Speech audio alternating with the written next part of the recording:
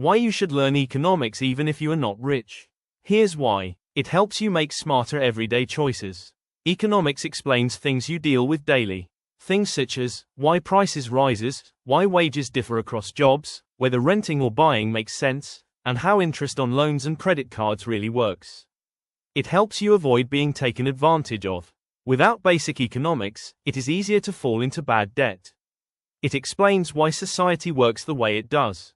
Economics help answer questions like why some people are poor even if they work hard. It helps you plan for the future. You don't need to be rich to budget effectively. It improves your critical thinking. Economics teaches you to think in trade-offs. Every choice has a cost. It gives you power, not money at first. Money gives comfort and economic knowledge gives control over decisions, risks and opportunities. Many people stay poor not because they lack intelligence, but because they lack access to this kind of understanding.